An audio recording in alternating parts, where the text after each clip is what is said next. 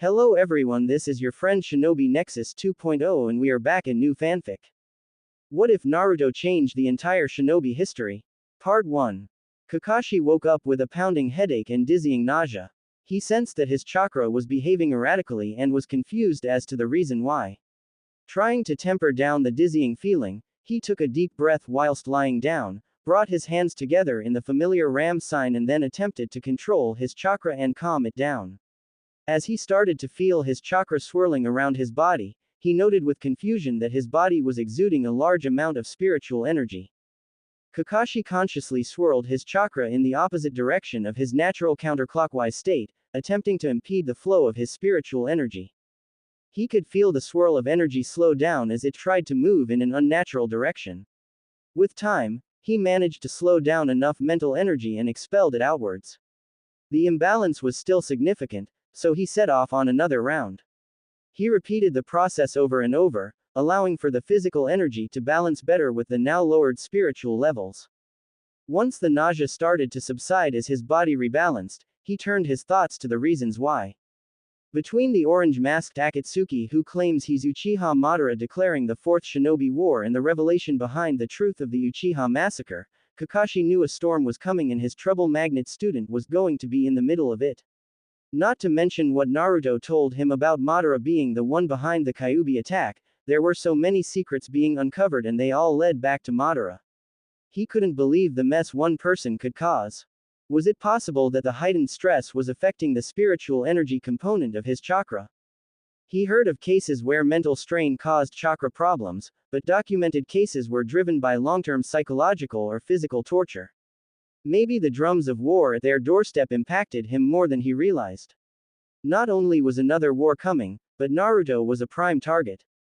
If he had any chance of protecting Naruto, he needed to seriously level up his abilities, especially if Uchiha Madara was involved. Then there was the truth about Itachi. After Itachi killed his entire clan, Kakashi felt like he failed in passing on the will of fire to his junior in Anbu. He recalled the first time he heard about the massacre. At the time he couldn't believe Itachi would commit such atrocities against his own family. He had always felt a kinship with the younger Uchiha and was devastated that the shinobi he trusted went down such a dark path. The truth gave him some closure in that regard, yet opened old wounds about the darker side of how Konoha is governed. He understood that this was why Sasuke chose revenge once more and could relate to a degree. After his father's suicide, Kakashi also saw Konoha in a different light. His father was a legendary hero who protected the leaf and dedicated his whole life to the village. One mistake and he was ostracized to the point of choosing to take his own life. He was beyond angry in the first years following his father's death, but Konoha was his home and he wanted to protect the village which meant the world to his father, and with time, Kakashi himself. He wondered how far Sasuke would go down the Avenger path and if he could truly be redeemed. The train of his thoughts did nothing to alleviate his pounding headache. With a groan, Kakashi moved to sit up, massaging his temples with a grimace. Taking in deep breaths, he waited for the ebb in his head to slowly subside before Kakashi finally took stock of his surroundings. He expected to find the same lodgings he, Naruto and Tenzo were resting at, but found himself in an unknown location that was somehow familiar. With that observation, his instincts immediately kicked in and he pushed the covers to the side and jumped out of the bed to get in a defensive position, or rather, he tried. As he moved to get out of the bed, his legs didn't reach the floor as expected and it knocked him off balance, causing him to tumble. With his honed reflexes, he quickly stuck his hands onto the floor, pushing himself into a makeshift handstand before jumping forwards and righting himself before he could land face first on the floor. The landing was shaky, but he still managed to stand upright, yet the tumbling movements brought upon another wave of sickness that made him sway on his feet. That is when he noticed that his legs were shorter, far shorter. In response, Kakashi put his hands into the known seals to dispel any genjutsu, however, his shout of Kai did nothing and Kakashi's dread grew. His chakra still felt weird, but he knew that he performed the release properly, albeit not as efficiently as he usually does. He opened his left eye to aid in the situation, but the familiar field of vision that Obito's Sharingan displayed did not appear. Kakashi tried to dispel a genjutsu again, this time channeling even more chakra and concentrating more on maintaining proper chakra control, but was disappointed once more with the lack of change. He cursed for not noticing that an enemy caught him in a genjutsu, and his concern for Naruto and Tenzo spiked. If the genjutsu was strong enough to nullify the Sharingan, it had to be another Sharingan user who had caught him, so he concluded that Madara had come back sooner than expected. That begged the question of why Madara hadn't simply eliminated him, or why Tenzo and Naruto hadn't dispelled the genjutsu yet. Highly confused, Kakashi began observing his surroundings, trying to get more hints. If he was indeed caught in a genjutsu, there was nothing for it except to hope that his teammates dispel it. He spread out his chakra, feeling the area around him, and could sense the chakra of what would be regular citizens and shinobi milling around. Observing his surroundings, he found them quite familiar, as if plucked from old memories. The bed was situated under the window, adorned with a blue kunai patterned comforter. To the left of his bed, his desk was overlooking another window, where scrolls and paper were strewn all over the surface in a messy bundle. A bookcase was standing next to it, filled with books and numerous scrolls, some he collected while on missions outside of Konoha, while others he had inherited from his father. To the right of the bed, a closet and some shelves that stored a few more books. In front of the bed, two doors were closed, one that led to a small kitchen while another to a small bathroom. The quaint corner apartment was just as he recalled. In fact, he could smell his own scent all over the room. This level of scent not possible from a one-night stay, rather, a degree indicating that Kakashi spent an inordinate amount of time here. Olfactory genjutsu were rare, and the level of detail that went into this genjutsu had to have a purpose beyond delaying him from a fight. Why would Madara place him in a genjutsu that dropped him into his childhood home, reverting him into a child and taking the time to add his scent and foreign chakra signals outside? As time passed by with him simply standing in the middle of the room with no changes, a genjutsu was becoming less and less likely. If he got trapped mid-fight that was still ongoing, his teammates would have cancelled it by now.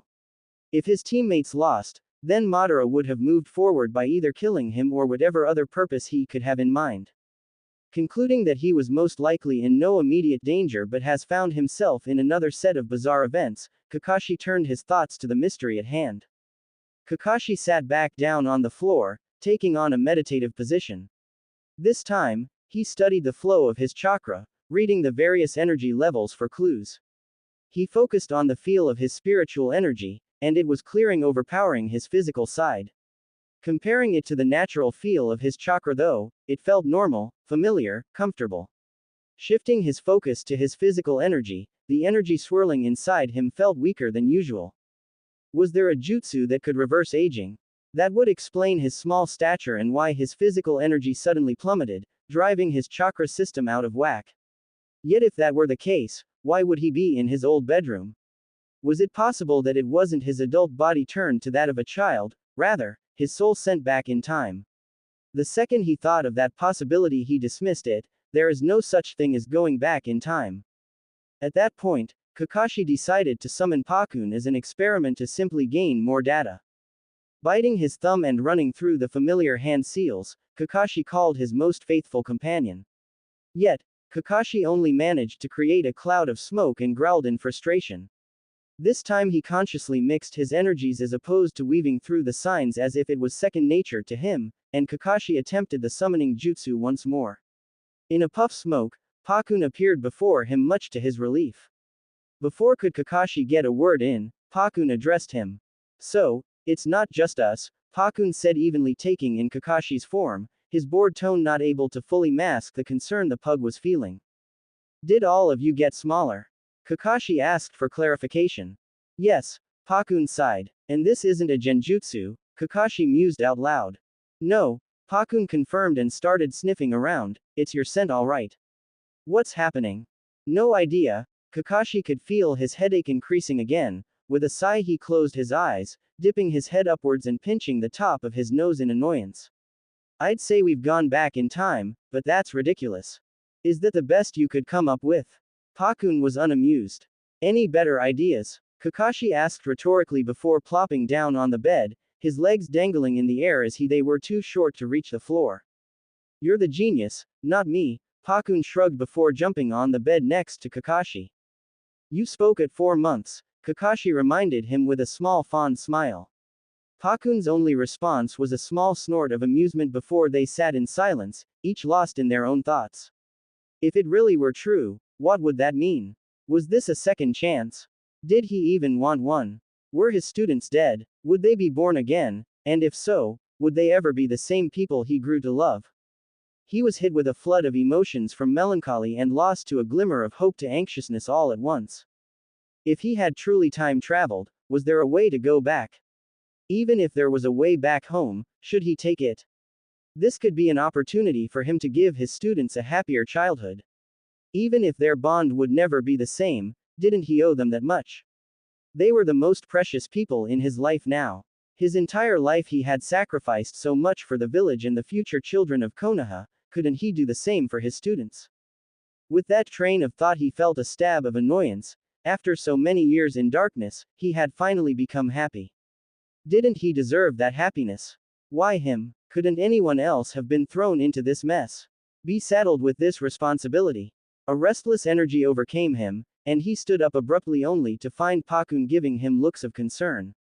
Before we get ahead of ourselves, we need to get more evidence, Kakashi mumbled. Let's go for a walk and try to detect if there is anything out of the ordinary. If we don't find any other explanation, then although it's improbable, time travel will become the only likely conclusion.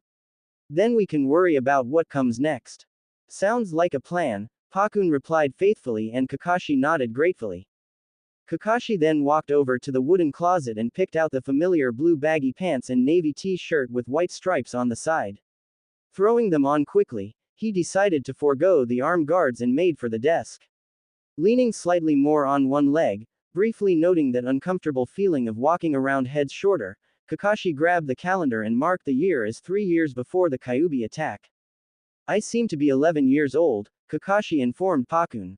So, you've been in Team Minato for 2 years, are Obito and Rin Chunin yet? It's July, so yes, if I recall they would have just been promoted 2 months ago, Kakashi replied as he placed the calendar back, meaning we're getting training missions to get ready to be sent to the front lines soon. I should become a Jonin in around a year. If this is all true, that would give me a little bit less than 1 year to change Obito's fate. Kakashi grabbed a stack of papers and started riffling through them for more clues. These are my notes for Chidori, so the timeline measures up with the date. I seem to have just started coming up with the jutsu. Some of these notes are hilariously wrong though. I'd laugh if the situation wasn't so aggravating. In what way? Pakun was curious. The technical details are right, but the way Mini-Me was trying to piece them together to create a stable form of chakra is off.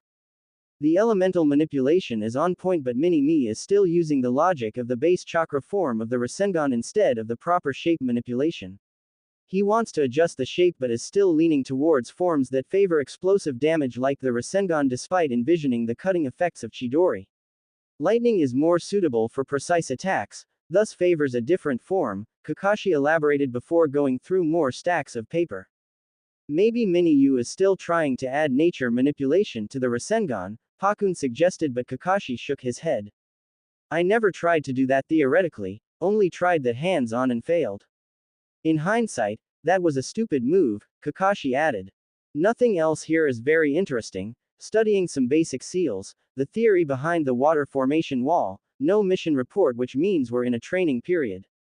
I'm probably missing a meet-up with my team if anything. Regardless, the accuracy of having these notes means we're definitely not in a genjutsu. I can't imagine the amount of planning it would take to create such a scenario. I'd say it's the Mangekyo Sharingan, but Madara's is a space-time jut. Kakashi suddenly felt dread as the pieces came together. Pakun, if we really did time travel, then the only explanation that it's a jutsu of Madara's. If that's the case, then he probably time traveled too. Maybe I traveled too by mistake. Maybe it's because Obito's Mangekyo is also a space-time jutsu. Maybe other people time traveled. There are too many possible scenarios, but imagine how easier it would be for Madara to move along his plans if he has foreknowledge. Come on, we need to see if anyone else could be a time traveler, and we can't do that here. With that, Kakashi and Pakun made their way outside, Kakashi quickly locking the door and activating the seals, filing away the need to upgrade them down the line if he was in the past. Walking around Konoha, Kakashi first peered at the Hokage mountain to only find 3 Hokage looking down at the village.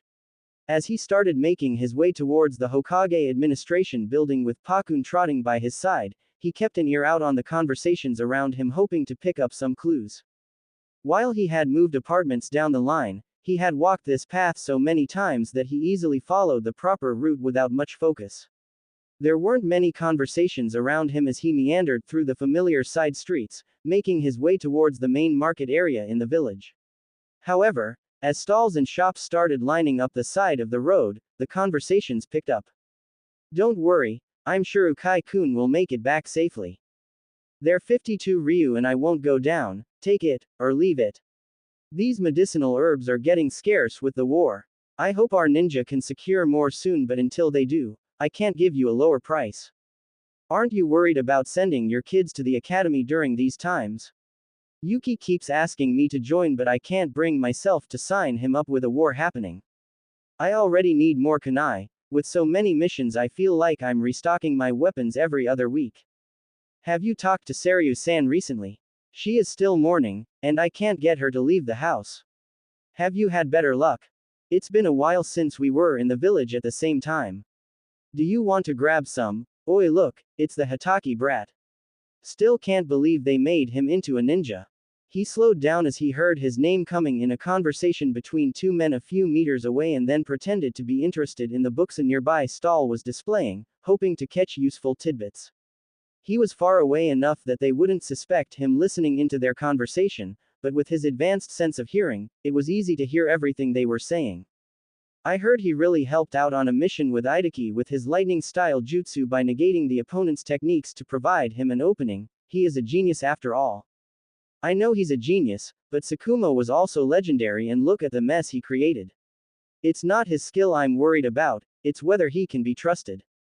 Besides, what is he doing with Idaki on a mission? Isn't the brat under Minato-san's wing now? Well, his teammates are still fresh ninjas so they can't keep him on D-rank missions. The kid has been a chunin for years. Good, at least he's out there risking his life, that's the least the brat could do. Maybe he'll die and we'd be rid of him. He's just a kid, Kanzaki. Besides, the more ninja we have fighting the better." Pakun started growling and Kakashi uttered his name lowly but with urgency. He couldn't risk bringing attention to himself and the villagers, opinions of him were the least of his concerns now. Pretending he finished browsing the collection, he placed one of the books back on the display and started walking once more. When the men saw him approach, they changed the subject to other topics. That said, the information about Idaki-san was useful. He recalled that mission for transporting supplies to one of the front lines and being ambushed by Iwa ninja. If his memory served him correctly, this is the time when forces on both sides started to dwindle, so more enemies were making it past the front lines and deeper into enemy territory. As such, many skirmishes would break out closer to the villages and genin were no longer being sent out on many missions, rather focused on supporting the village until they were better prepared. As he made his way towards the Hokage building, most of the conversations were mundane. From the small snippets he heard so far, there appeared to be no changes to the timeline as he remembered it. One conversation on the other side of the road, however, made him stand at attention once more, this time opting to stand at the side of the road pretending to observe those coming and going. "You wouldn't believe what I heard from Yoku-chan. Fugaku-sama took the Uchiha heir with him to the battlefield. What would happen if Iwa ninja managed to kill him? That would have been a disaster. Can you imagine the moral boost the Iwa scum would have?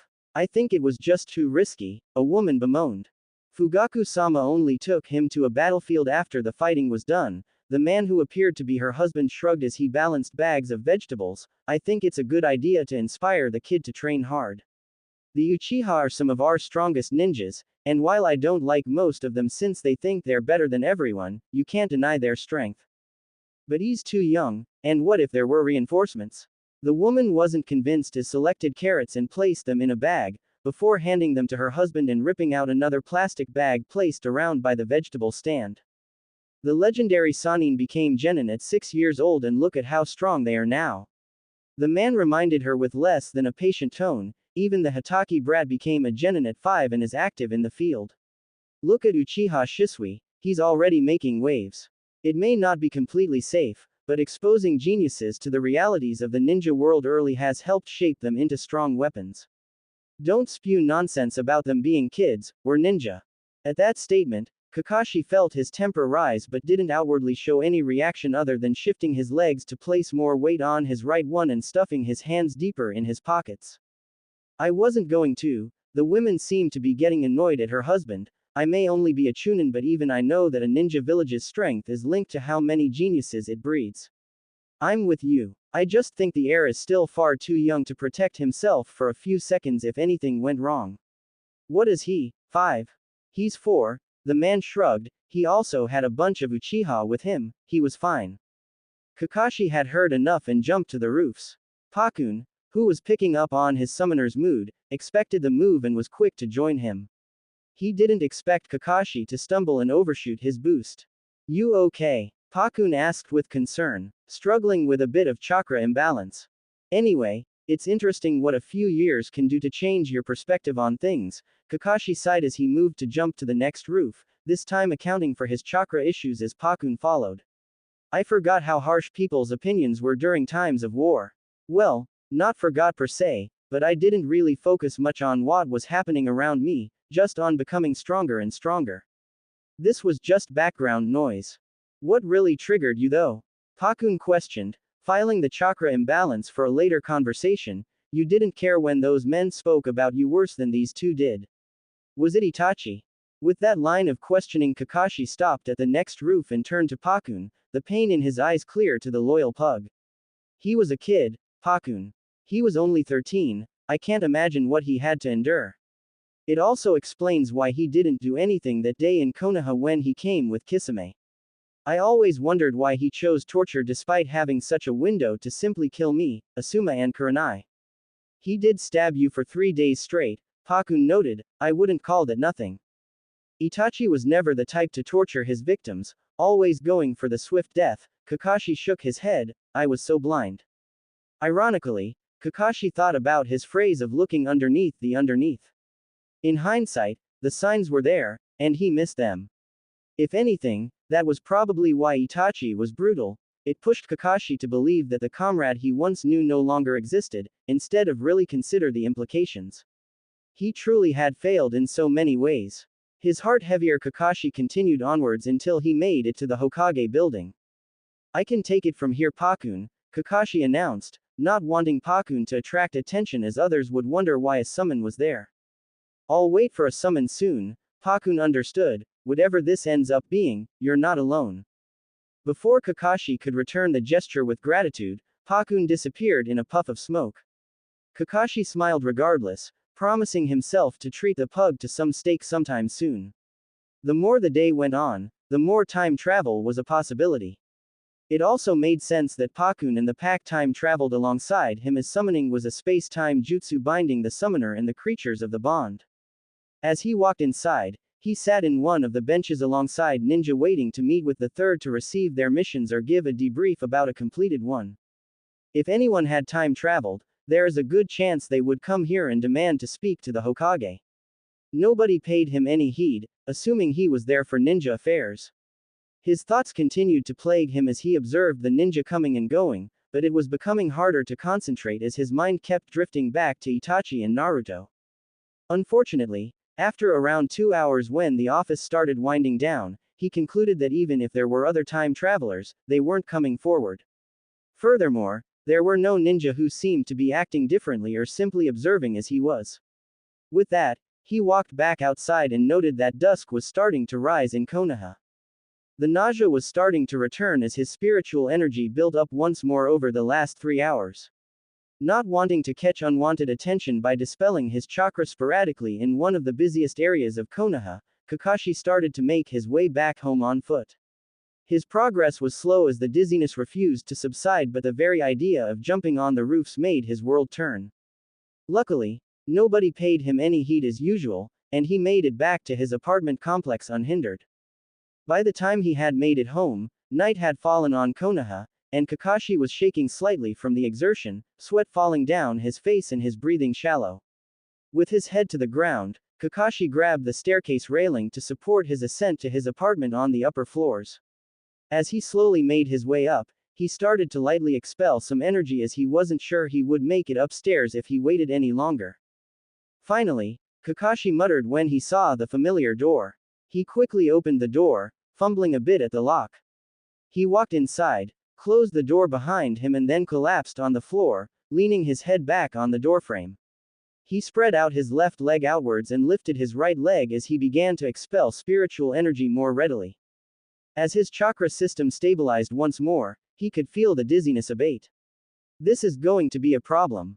He was so consumed by the process that he didn't sense the presence of someone at his window till they called out his name. Kakashi. What's the matter? Kakashi lifted his head and found his sensei crouched at the window, a flood of emotions washing over him as he took in the face of his very well and alive sensei.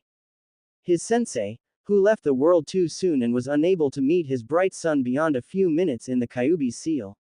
His fate was too cruel. In fact, his sensei of 21 years was now a good decade younger than Kakashi himself. That brought forth a protective instinct in Kakashi, as opposed to the usual sense of tranquility. It was now his job to protect his young sensei, not the other way around. While he gathered his thoughts, Minato had already opened the window by the desk and made his way inside, kneeling in front of Kakashi who was still sprawled out by the door. Kakashi, what are you feeling? A sense of alarm in Minato's voice as Kakashi failed to reply and only stared at him. Nausea, Kakashi answered to reassure his sensei, years in Anbu enabling him to mask his emotions quickly, but it subsided. I'm fine. He saw Minato placed one hand on Kakashi's forehead and frowned. There's no fever. Any idea what brought this on? Kakashi batted his sensei's hand away. It's probably just something I ate, he offered as an excuse. I thought a bit of fresh air would help, but that was clearly a mistake. Minato gave a small noise of acknowledgement before he extended out a hand. Can you stand? Without replying, Kakashi took the offered hand and allowed his sensei help him get back on his feet, his stomach choosing to growl at that moment. Kakashi had been so wrapped up in the events of the day that he had forgotten to eat anything. Minato picked up on it and raised an eyebrow at the younger ninja. Have you eaten? I was feeling too nauseous. Kakashi shook his head slightly and was secretly glad he used food poisoning as an excuse. It conveniently fit. Come on. Minato led Kakashi to the kitchen. I'll make you some soup. Part of Kakashi wanted to tell the man to leave as his head was still swimming, but he also wanted to simply enjoy his sensei's company again, something he never thought he'd be able to. Where do you keep the pots? And well, everything. Minato had never been in Kakashi's kitchen before. I got it. Kakashi shook his head fondly and began navigating around the kitchen. He first started with exploring the ingredients in his apartment, not sure what he had in stock and what he could cook. While his student was busy setting things up, Minato took the moment to examine the neat kitchen and noted multiple cookbooks balanced at the side of a counter. Curious, Minato walked over and browsed the titles ranging from simple dishes to specialized ones for certain cuisines. You enjoy cooking? He couldn't help but ask, surprise lacing his voice. It started off as a necessity after father died, Kakashi answered his sensei, his face inside the fridge as he explored the items inside, decided to make some vegetable soup, and started taking out the necessary ingredients. A ninja must also make sure to eat a healthy balanced diet. That said, I did find myself enjoying it and like to try out new recipes when I have some time. Minato was surprised at the mention of Tsukumo but decided not to dig deep on the sensitive topic and instead replied, I've never seen you bring anything to training other than simple bento boxes, as he watched Kakashi move back and forth from the fridge to the counter, placing radishes, carrots, green onions, mushrooms, tofu, satoimo and burdock root on the countertop. Can't have something heavy whilst training, Kakashi shrugged, I usually cook meals for breakfast and dinner only. Anyway, do you like Kenshinjiru soup? Any ingredients I should avoid? Do what you will. Minato smiled as his student began preparing the ingredients and wash the vegetables. How can I help? Can you tear the tofu into smaller pieces while I prepare the vegetables? Kakashi asked as he started drying off the vegetables with a kitchen cloth. Minato obliged and couldn't help but note the surrealism of the moment. When Kakashi didn't show up for training, he was highly concerned as he knew it would take something serious for his strict student not to join them. He even debated canceling training then and there, or at least sending a shadow clone, but refrained from being a mother hen as Kushina often accused him of. Regardless, he wasn't surprised to find Kakashi feeling unwell, but would never have thought he would end up cooking by his student's side. His student, who was currently midway through chopping green onions with speedy efficiency. The fact that Kakashi was apparently an experienced cook was a surprise, and he didn't expect the young ninja to hone any techniques that weren't directly correlated with ninja skills. Minato watched his student take the bowl of tofu he prepared with a quick thanks and make his way to place them with the rest of the ingredients in the pot on the stove and stir them. After the liquid started to bubble, Kakashi turned down the heat to simmer and turned the knob for the timer. Should take 10 minutes or so, he announced. I just need to skim off the foam from the surface every now and then. Would you like some water while we wait? You're quite the host, Minato nodded. Kakashi gave him an unamused roll of the eyes as he went to fetch some cups, causing Minato to chuckle fondly. He grabbed one of the chairs at the table and turned it around, sitting down and leaning forward on the top rail of the chair. So, what did I miss? Kakashi asked as he handed his sensei a cup before downing his own glass and moved to refill it. Since you weren't there, we worked on Obito and Rin's sneaking abilities. You're already ahead in that regard, so you didn't miss anything, Minato informed him, taking another sip of the water. Kakashi jumped to sit on the countertop, checking on the soup as he replied, how'd they do? Minato raised an eyebrow at the line of questioning. Since when did Kakashi care about Obito and Rin's training? Out loud he said, Rin is displaying advanced Chunin level skills, she really improved in masking her chakra. Obito does well at the start but is struggling with suppressing his chakra for long periods of time. Rin always had good chakra control, even at the academy, Kakashi noted, not surprised with the information. He saw that foam was starting to form and grabbed the ladle before starting to scoop some of it out and stirring the contents a bit. Becoming a medical ninja at her age is a testament to that, Minato added his 2 cents, recalling how she already knew basic medical jutsu when she first joined his team. With those skills and her dream to save as many of her fellow ninja as possible, Minato arranged for her to take medical lessons at the hospital 2 to 3 times a week early in the team's formation. He was very proud to see her flourish under the tutelage of the medical corps and always received stellar feedback from the hospital. With Obito's clumsiness, it's a good thing she is, Kakashi snorted, knowing he needed to jab at Obito, otherwise his sensei would get suspicious. He couldn't change his personality overnight after all. Kakashi, Minato gave a light warning as he spun the now empty cup in his hand. Kakashi just shrugged and refrained from replying. With nothing more to say on that topic, a comfortable silence fell between the two as the smell of the vegetable broth created a homely atmosphere. The silence was only broken occasionally when Kakashi tended to the soup. Minato, unfortunately, wasn't the best of cooks. Sure, he could get by, but he only knew how to make some basic dishes. Luckily, Kushina was a wonderful cook and readily prepared meals for him. She would also occasionally come by their training grounds to feed his students. Growing up as an orphan, Kushina always longed to have home cooking, and thus, strived to learn cooking from an early age. As her skills grew, feeding those she loved was something that brought her immense joy. It appeared that his student was more similar to the love of his life than he thought. Kakashi, on the other hand, watched his sensei fondly from the corner of his eye. He nearly snorted in amusement when his sensei got a slightly sappy look in his eyes, clearly thinking about Kushina. His sensei was always head over heels for the redhead, and it was easy to read the look of love now adorning his sensei's face. He wondered if his sensei was always easy to read and he simply didn't make the effort in the past, or if it was just his years of experience.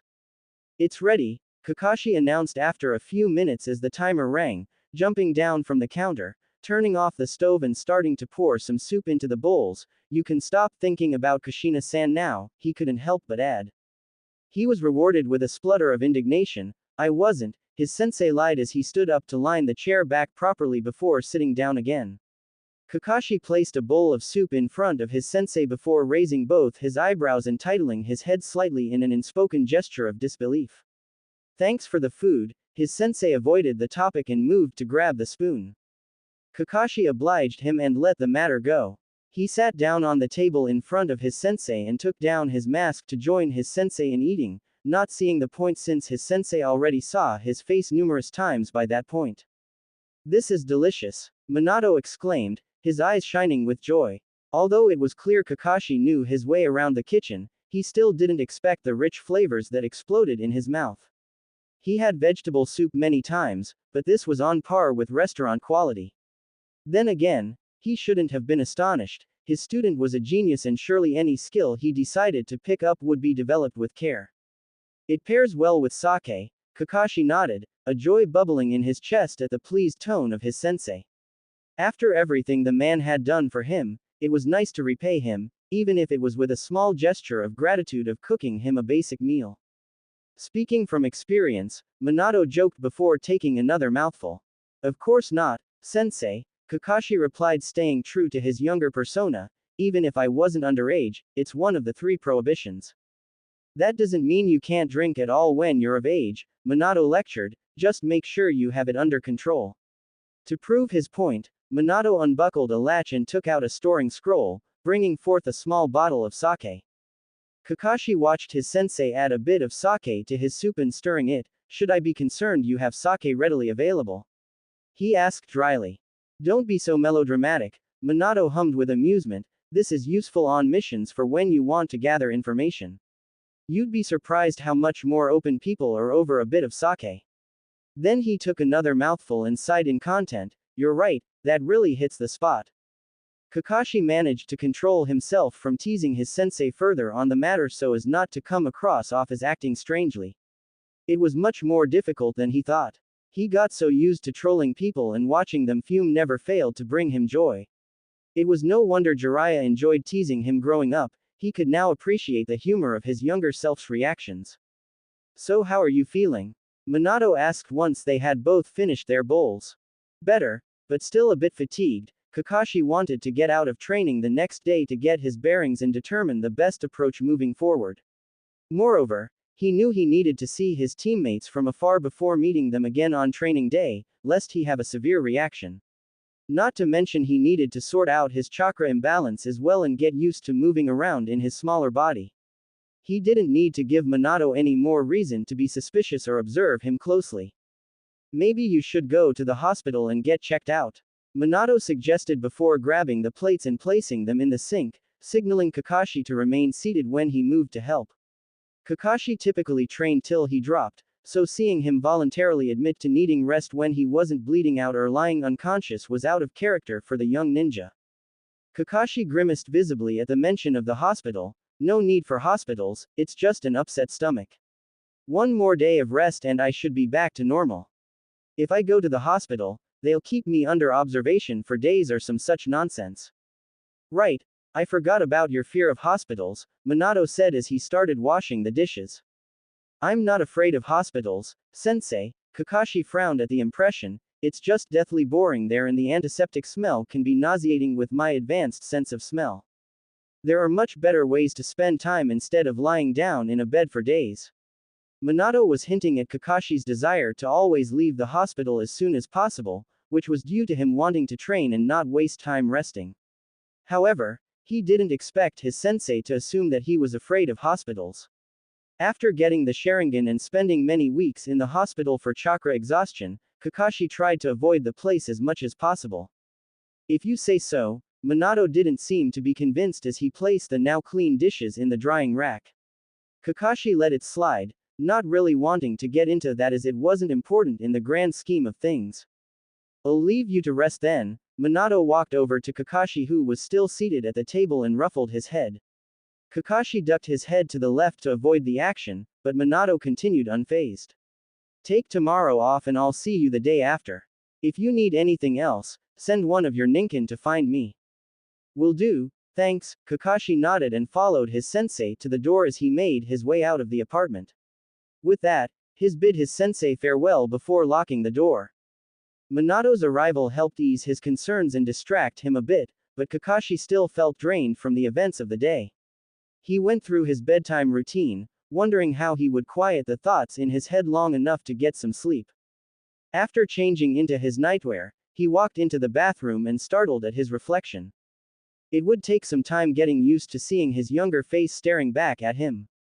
As he brushed his teeth, part of him selfishly hoped he would wake up tomorrow, everything would be back to normal, and he could chalk all of this up to a weirdly realistic dream. Conflictingly, He also wanted to stay in the past to spend more time with his sensei and old teammates. He gurgled some water to wash the toothpaste out of his mouth before waking back to his bed. The covers of his bed were still sprawled out in a messy heap, a sight Kakashi wasn't used to as he routinely made his bed each day. Nonetheless, tidying his bed was the least of his concerns today. With a sigh he lay down on the mattress and covered himself with the blanket, staring up at the ceiling. At first, he was considering the actions he needed to take the next day to get a plan started for changing the past. Then he mulled over his memories to try and paint a picture of what to expect of his teammates. Then he would jump back to the truth of the Uchiha massacre before settling at the thought of his students no longer existing. Every time his mind wandered to his students, he immediately changed course, not wanting to process the implications of their somewhat death. As his thoughts shifted, so did he. It was around 2 more hours before sleep started to claim him. One good thing did come out of Minato's visit. While in the afternoon Kakashi did not want to sort through this mess, enjoying his sensei's company strengthened his resolve to create a better future for those he loved and to foil Madara's plans. He had always been the protector from the shadows. Maybe that was his fate. It was time to stop wallowing in self-pity and take up that role once more. With that promise, he finally fell into a deep slumber. Kakashi tapped the edge of a brush against his temple, letting out a small hum of consideration before bending down slightly and bringing his ink to paper and adding another line of text to one of the 8 scrolls laid out in front of him. The slight breeze slightly ruffled the tips of his hair as the sound of the village carried lightly inside, creating an ambience of white noise to fill the silence of his bedroom. Kakashi had already tidied up his younger self's notes into a neat pile and placed them in the lowest level of the bookshelf and took over the desk. It was already approaching afternoon, with most of Kakashi's morning being taken over by meditation to balance his chakra when he first woke up with the familiar nausea, followed by his morning routine and planning. While he still had doubts, spending time with Minato drove him to act and sort out his emotions on the go. He had to make sure his sensei's fate won't end with the blonde being eternally sealed in the stomach of the Death Reaper. He knew he would have to study and explore more regarding space-time, but he couldn't just wing it while he explored the reasons behind his predicament. For all he knew, there was no way back.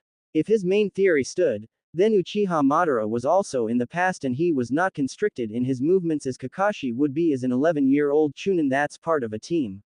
He needed to move forward, and the first step was getting used to this new, or rather older, body.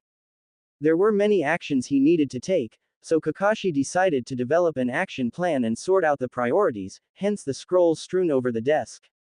Kakashi jotted down more notes, pausing to grab the cup of orange juice he poured himself and taking a few sips. He figured he had 6 main focus areas, under which fell multiple tasks and subpoints. The first scroll listed his main objectives, the other scrolls were dedicated for each of the main objectives. Becoming comfortable with younger body. Navigating a personality shift. Researching key information areas. Changing events of the future in a plausible manner. Developing personal training plan. Developing my generation's skills. Miscellaneous. Knowing he didn't want to waste the entire day just planning, especially given that he had training with his team tomorrow, Kakashi finalized a list of urgent tasks for the day. He cast a minor wind jutsu that helped dry the ink quickly and then proceeded to summon Pakun. It wasn't a dream, was Pakun's greeting, clearly trying to mask his underlying distress. Kakashi could easily sense his companion's unease and kneeled in front of him, ruffling his head gently. Just one more thing we have to deal with, he said softly. Pakun simply gave an affirmative noise and changed the topic. What's with the multiple scrolls? Plan of action, Kakashi informed him, standing up to start rolling the scrolls. Can't have them in the apartment as the security seals are quite basic and I can't upgrade the seals to S-ranked ones overnight, given I was only up to C-ranked sealing at this age. Minato-sensei will definitely notice and ask questions I can't answer. I want you to give them to Bisuke for safekeeping until I can reasonably set up better seals. Kakashi decided Bisuke would be his best bet. While his top choice is Pakun, it was precisely that reason why he couldn't keep the scrolls with the pug. If he were in the middle of a mission and summoned anyone but Pakun, eyebrows will be raised. At the same time, he couldn't risk summoning Pakun outside of his apartment with those scrolls. Thus, Bisuke. Bisuk was the second ninkin he built a bond with and is his go-to when Pakun isn't available. Becoming comfortable with younger body. Navigating a personality shift. Researching key information areas. Changing events of the future in a plausible manner. Developing personal training plan. Developing my generation's skills. Miscellaneous. Knowing he didn't want to waste the entire day just planning, especially given that he had training with his team tomorrow, Kakashi finalized the list of urgent tasks for the day. He cast a minor wind jutsu that helped dry the ink quickly and then proceeded to summon Pakun. It wasn't a dream, was Pakun's greeting, clearly trying to mask his underlying distress. Kakashi could easily sense his companion's unease and kneeled in front of him, ruffling his head gently. Just one more thing we have to deal with, he said softly. Pakun simply gave an affirmative noise and changed the topic. What's with the multiple scrolls? Plan of action, Kakashi informed him, standing up to start rolling the scrolls. Can't have them in the apartment as the security seals are quite basic and I can't upgrade the seals to S-ranked ones overnight, given I was only up to C-ranked sealing at this age. Minato-sensei will definitely notice and ask questions I can't answer. I want you to give them to Bisuk for safekeeping until I can reasonably set up better seals. Kakashi decided Bisuk would be his best bet. While his top choice is Pakun, it was precisely that reason why he couldn't keep the scrolls with the pug. If he were in the middle of a mission and summoned anyone but Pakun, eyebrows will be raised. At the same time, he couldn't risk summoning Pakun outside of his apartment with those scrolls. Thus, Bisuk. Bisuk was the second ninkin he built a bond with and is his go-to when Pakun isn't available. Eventually, he saw a splash of numerous green and red shops that marked the Ninja Gear shopping district and slipped into an alleyway. It was a shame Pain's attack had destroyed all these shops. Unlike other shopping districts in Konoha, this district retained the buildings from the founding of Konoha, whereby the shops and trades were passed down through the family. While the shops in other districts were more prone to renovating to create flashier displays as more civilians moved into the city and opened new stores, the shops in the Ninja Gear district maintained the original buildings. The belief was that the older the building looked, the better the perception of expertise that shop would have. His first order of business was to buy some sealing equipment. His younger self did not dabble much in sealing, and only had a few low-quality paper seals to practice on. To fix his chakra imbalance issue, Kakashi had a multi-layered plan. Yet until he could execute it, Kakashi had to guarantee that the imbalance wasn't noticed by his sensory-attuned sensei, thus needed to resort to the sealing arts. Kakashi typically purchased his seals from the same shop frequented by his sensei. He wanted to purchase a large amount of sealing equipment and knew he would stand out. Kakashi didn't want word to reach his teacher, therefore, he hid in the alleyway and transformed into a generic-looking ninja by mixing a few of the most typical Konoha features. He now had short light brown spiky hair, dark brown eyes and an average build. Satisfied with the look, Kakashi walked out into the district and made a beeline to his sensei's favorite shop. This wasn't the first time Kakashi had to deal with an imbalance, although it was at a smaller scale. Growing up, Kakashi had trained both energies as equally as possible to have a wider repertoire at his disposal. This allowed him to utilize jutsu across multiple ninja disciplines, not having to stick to certain techniques. It was not that ninja had equal energies, rather, it was that Kakashi had become accustomed to having nearly equal energy pools. In actuality, most ninja have a larger reserve of one type of energy. That's when chakra control comes into play, allowing ninja to mix these energies in the correct proportions to execute jutsu. The mixing ratio of spiritual and physical energy depended on the jutsu. For example, ninja who focus on genjutsu or medical techniques rely more on spiritual energy. If a ninja attuned to spiritual energy executed a genjutsu, they would need to pull less energy than a ninja with a smaller spiritual energy pool. The ninja that resorted to pulling a larger portion would not be able to consistently cast genjutsu as they'd run out of spiritual energy quickly. In Kakashi's case, developing nearly equal amounts of energies made it easier for him to control the mix as the pull from his pools was similar. After the death of all his loved ones, Kakashi could only describe his mental state as depressed beyond belief. His pool of spiritual energy, which is closely tied to a person's mental state, decreased. That said, his physical condition was still high, given that before the death of Obito he was obsessed with training. This led to an imbalance in his energy pools which Kakashi wasn't accustomed to. During that period, and thanks to his excellent chakra control, Kakashi was able to readjust the mix of energies with relative ease. As he devoted less time to training due to back-to-back Anbu missions, numerous injuries and increasing ennui, his body's physical condition mirrored that of his dampened spiritual energy. Eventually, this resulted in a balanced pool of energy once more.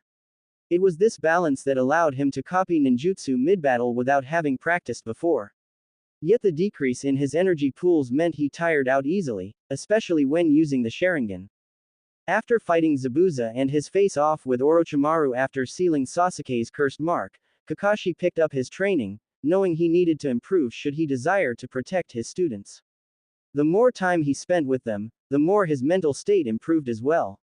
The fading darkness and higher pace of training allowed him to enlarge his energy pools once more, and in fact, reach a level where he could use the Mangekyo Sharingan despite not being an Uchiha. Still, there were three key differences between the two situations.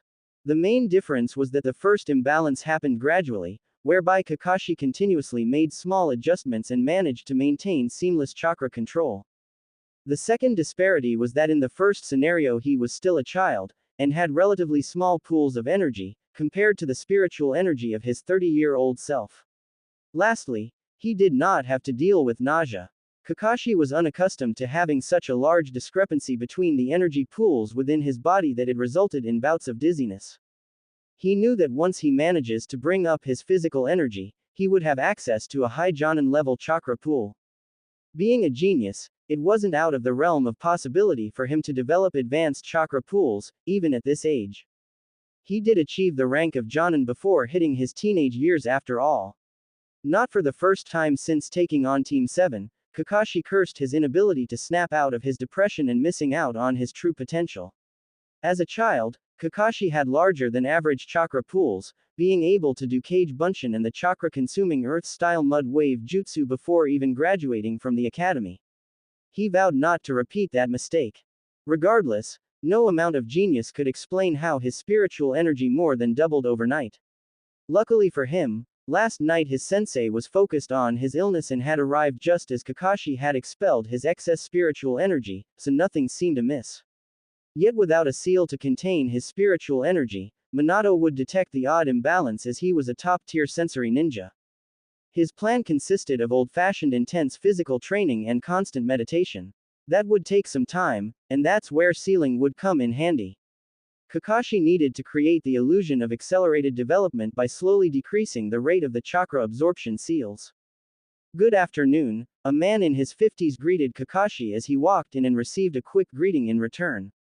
Kakashi vaguely remembered the man's name as Takumi, the father of Kato who managed the shop in Kakashi's time. Takumi-san would sometimes come by the shop and work on seals behind the counter while Takumi tended to customers. He never had much conversation with the man beyond a nod of greeting if their eyes happened to meet.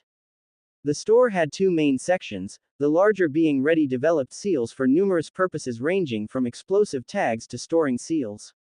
The other was dedicated to sealing equipment for those who worked on developing their own seals. Given that Fuinjutsu was a rare art, the second section was much smaller, which made it easy for Kakashi to quickly find and pick up 90 chakra-holding sealing papers and 3 grade A quality sealing ink. That's a lot of sealing paper, Takumi observed with raised eyebrows when he eyed the transformed Kakashi walking to the counter, just as he had expected. Are you sure you know what you're doing? Takumi questioned as he started ringing out the order. If you're using this many seals, you're probably drawing the wrong formula. Kakashi had mentally debated the pros and cons of using body sealing versus paper sealing. While paper sealing was great for temporary sealing arts, body sealing was more apt for chakra suppression. The issue with body sealing arts was that regular application could have negative effects on his tenketsu, putting them under strain. There was a reason body seals hurt when applied. Therefore, body sealing served long-term applications, but a long-term seal was not a solution as it wouldn't allow Kakashi to develop his energy pools when not with his team or on a mission. Conversely, the problem with paper seals were that they typically didn't maintain a constant effect, as they were usually inactive when not in use. Yet they could still be applied for chakra control purposes. A good example would be the seal Jiraiya gave Kakashi to suppress the Kyuubi's chakra if Naruto lost control. In fact, that was his inspiration for the seal he had developed this morning. Unlike Jiraiya's seal, which focused on suppressing a large amount of chakra in one go, Kakashi needed to draw one that would constantly and subtly drain spiritual energy in small amounts to remain undetected. The low capacity meant that he wouldn't be able to reuse the same seal as it would fry after a limit, hence, the 3-month stock. I'm using them for training purposes, Kakashi lied easily. I recently got into the Fuinjutsu and am struggling with the amount of chakra to draw in the seals. My mentor advised drawing various seals with different chakra mixes to get a better handle on that before moving to the next stage. You're quite dedicated. Takumi bought the lie easily as he placed all the items in a bag. Most people would give up at this point. I hope you keep it and don't get discouraged. That'll be 7,250 ryo. I hope I pass this hurdle with this purchase though, Kakashi stated as he counted the money, creating an excuse to ward off suspicion once his fake persona doesn't come back. Sealing can be quite expensive. That's true, but it's very rewarding. Sealing is a delicate art, so your struggle is not uncommon.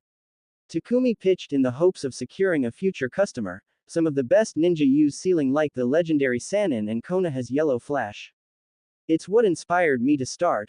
Let's hope I have some talent in the art, Kakashi stated as he grabbed the bag of his sealing items. Thank you for your help.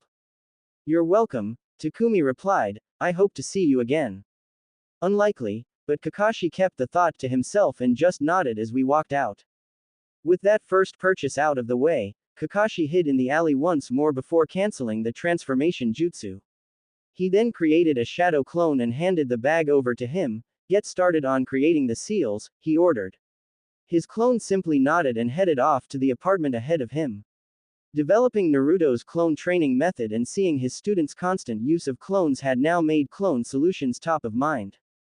He then moved on to the next store that specialized in taijutsu-related gear, knowing they had high-quality training weights. He knew he couldn't use a transformation jutsu in this store as he needed to match the weights with his size, but any purchase Kakashi made here wouldn't cause any confusion, so he was in the clear. This store was more chaotic than the ceiling one, featuring rows and rows of various equipment. Moreover, the place was much busier, with numerous ninjas inspecting the goods across the shelves. Kakashi could even see a line forming at the purchase counter. With his intention of purchasing weights only, Kakashi hoped he could complete his purchase with quick efficiency. Unfortunately, life had other plans. Kakashi. A familiar voice called out enthusiastically from the nunchucks aisle he had just passed. How are you, my rival? Kakashi turned to face Maida Guy, who had run up to him by the time it had taken him to turn around. Nostalgia washed over Kakashi as he took in Guy's smaller stature, and dare he say, youthful features. He was tempted to raise his hand in a small wave with the familiar greeting of, yo, but managed to temper his instincts and simply nodded. By this age, Kakashi and Guy had formed a strong relationship, and Kakashi was grateful that he wouldn't have to build the relationship from scratch. Of course, the years they had lived through had strengthened their relationship, but Guy, like Naruto, formed strong bonds quickly. Kakashi knew that the young taijutsu user in front of him already valued Kakashi highly. Logically, he knew this, but he still felt a sense of loss knowing that his Guy no longer existed. It's been a while since our last challenge, Kid Guy exclaimed before Kakashi could get lost in his thoughts, his left hand still holding the nunchucks, his right clenching into a fist of passion. How about another test of our youth? I'm busy today, Kakashi declined rudely in line with his past self. What's with the nunchucks? He deflected the conversation before he got roped into a challenge. He knew Guy was skilled with nunchucks but never really bothered to wonder when Guy started training in them. The first time Kakashi saw Guy use them was during a challenge in their teen years. He didn't expect Guy to have started at a younger age. At the question, Guy's demeanor changed to a more solemn one that Kakashi didn't expect. Father died protecting us against the 7 swordsmen. He did it using only taijutsu. But if he knew how to use weapons, then maybe. Here Guy hesitated before shaking his head to dispel his uncertainty. Maybe he could have defeated them without losing his life. I want to have something else to use if taijutsu is not enough. I can't believe I forgot that Guy is 1 year older than me and lost his dad at 12. You've thought this through. Nunchucks pair well with your taijutsu style, Kakashi said out loud, but inwardly felt like a terrible friend for not noticing this in the past. Kakashi was the one guy confided in when he felt embarrassed by his father begging for forgiveness after screwing up on missions and being stuck as a genin. Naturally, he was also the one guy turned to as he handled the grief after his father's death. Kakashi had always admired Maeda Dai. While his younger self valued ninja skills, even he couldn't help but find Maeda Dai's honesty and belief in himself refreshing, voicing as such to Guy. After the man's death, Guy felt guilty about how he doubted his father's way of the ninja. Kakashi quickly squashed those feelings and encouraged Guy to keep his father's memory alive by carrying on his teachings. After that, Guy bounced back quickly and Kakashi didn't think much of it. They do. Guy smiled from ear to ear and Kakashi nodded in affirmation, marveling at his friend's ability to shift emotional gears so easily. Hearing you say that gives me confidence, my rival. I will become a super strong nunchaku. Okay, Kakashi replied with a shrug, knowing that Guy did indeed become one of the strongest nunchucks user he ever fought. Before Kakashi could dismiss Guy and get back to his shopping, Guy continued the conversation, curiosity tinging his voice. What are you doing here? I want to get training weights. Kakashi didn't see a need to lie. I will not fall behind, my rival. If Kakashi didn't know any better, he would say that Guy's pupils turned into small fires of excitement. Our taijutsu spars will be legendary. Kakashi was counting on the benefits of sparring with Guy more often to help grow his physical energy and was glad for the opening Guy had given him.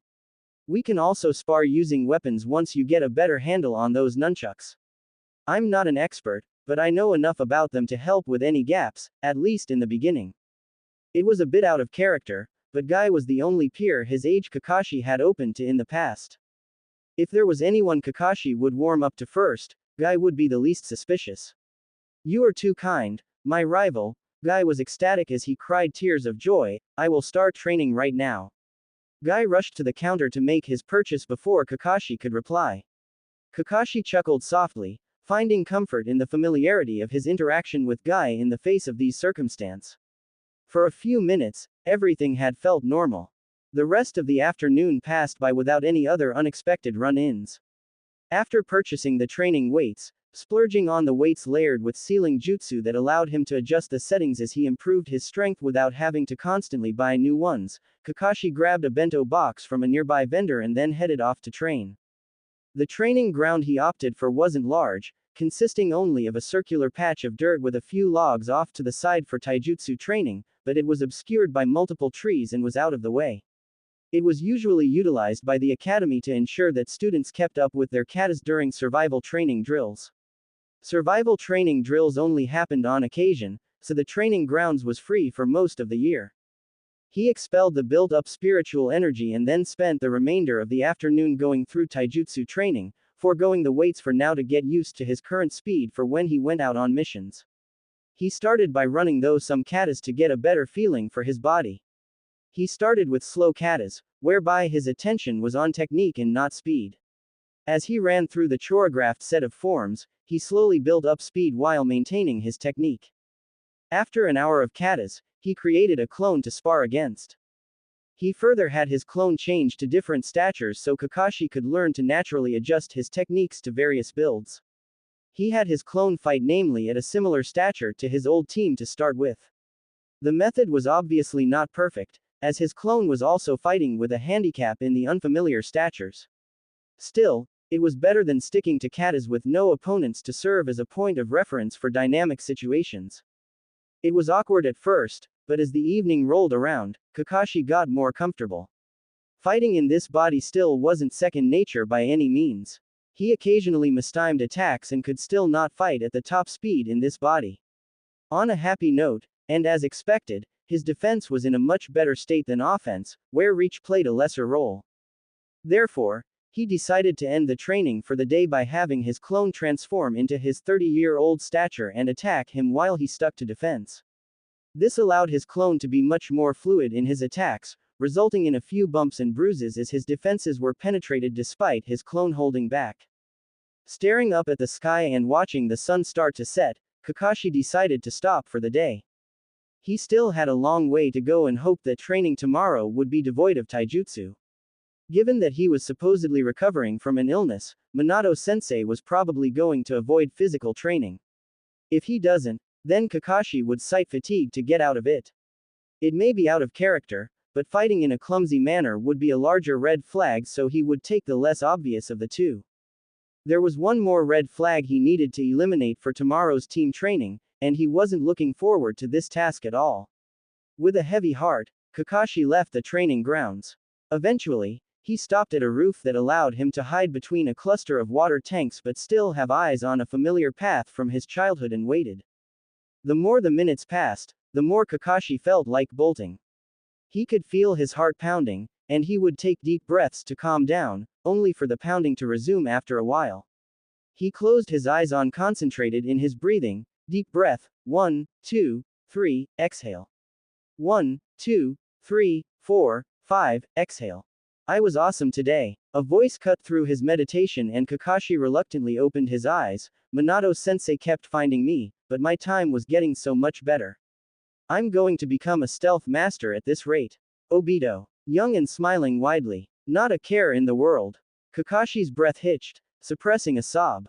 I thought you wanted to stand out. Rin laughed, and Kakashi didn't even know how it was possible, but hearing Rin was worse, much worse. He staggered back, retreating further between the water tanks. His breath came in quick short gasps as an immense wave of guilt washed over him. Their voices drifted farther and farther away, not because they were moving faster away, but because images filled his head. His hand stabbing Rin through the heart, her blood flowing freely. The smell of burnt skin as his Chidori burned her body. Rin, calling out his name, louder and louder, angrier and angrier. Obito accusing Kakashi of failing to protect Rin. It was a recurring nightmare, but now it assaulted his reality. It was too much. I'm having a panic attack. Kakashi rested his back on one of the water coolers as he tried to control himself. Step 1. Find a comfortable position. His mind supplied him with the steps to manage a panic attack once he realized what was happening. He expected a reaction but not a full-blown panic attack. It was much harder than expected to see them. Step 2. Focus on your breathing. As he shifted his attention to his breathing, the images in his head abated, his brain now consumed with analyzing the pattern of his breathing. Don't think. Obito and Rin's voices started fading away as they walked further away. Step 3. Deep breaths for 4 seconds, hold for 2, exhale slowly.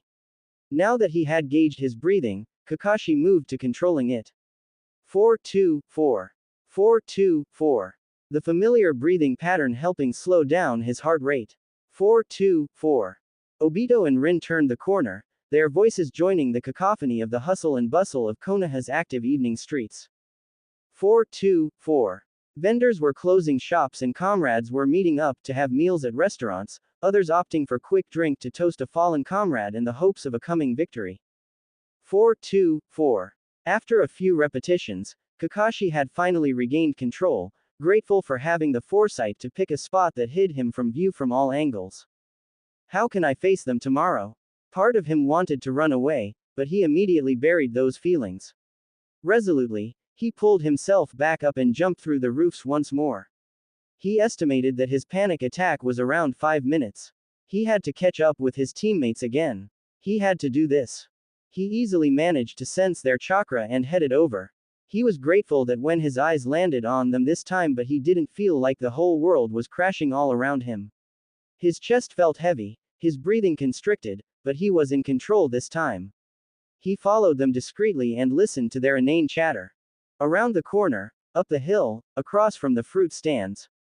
Every time he felt it became too much, he would stop briefly, close his eyes, collect himself, and follow again.